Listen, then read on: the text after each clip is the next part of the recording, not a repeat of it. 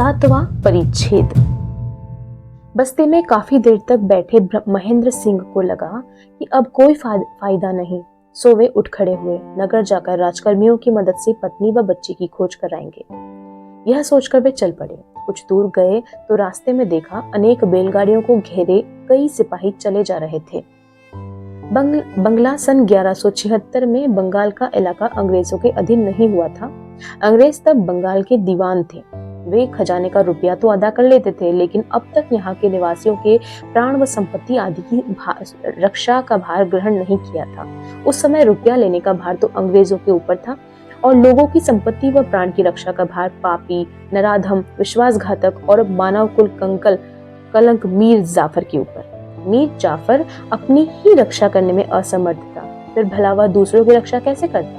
मीर जाफर अफीम की गोलियां खाता था और सोता था। अंग्रेज रुपया वसूलते और खाना पूर्ति करते। लोग रो रहे थे और कंगाल हुए जा रहे थे।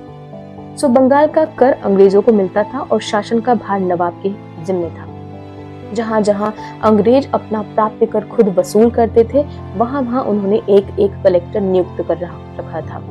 सारा खजाना वसूल करके कलकत्ता भेज दिया जाता था। लोग भले ही निराहार मरे, खजाने की वसूली बंद नहीं होती थी, फिर भी अधिक वसूली नहीं होती थी। कारण यह कि माता वसुमती अगर धन पैदा ही न करे तो उसे गढ़ा नहीं जा सकता।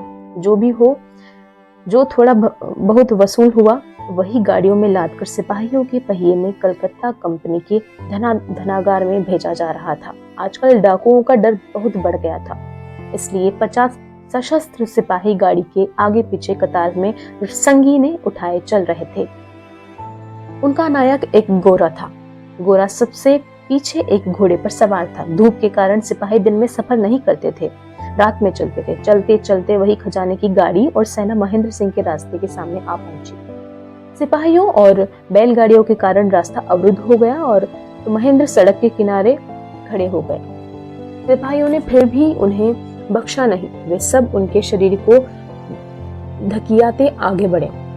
समय विवाद का नहीं था, सो वे सड़क के किनारे के जंगल के पास जा खड़े हुए। तभी एक सिपाही इसे देखकर बोला, यह एक डाकू लगता है। शायद महेंद्र के हाथ में बंदूक देखकर उसका यह विचार दृढ़ हुआ और उसने दौड़कर महेंद्र का गला पकड़ लिया। साला चोर कहकर एक सहमा सा घूंसा मार दिया और उसकी बंदूक छीन ली। खाली हाथ महेंद्र ने भी पलटकर एक घूंसा सिपाही पर जमा दिया।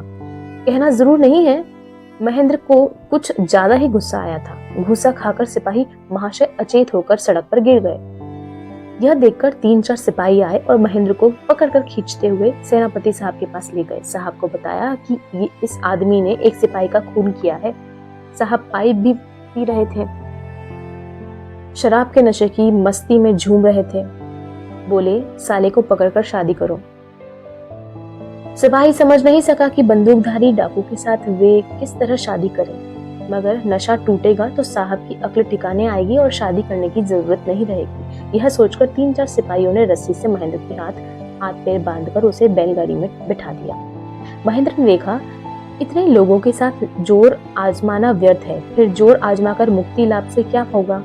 पत्नी बच्चे के शोक में महेंद्र का जी विह्वल था, जीने की इच्छा ही नहीं रही थी। सिपाहियों ने महेंद्र को अच्छी तरह गाड़ी के चक्के के साथ बांध दिया। फिर सिपाही खजाना लेकर जैसे चले जा रहे थे, वैसे ही धीमी धीमी गति से आगे बढ़ने लगे।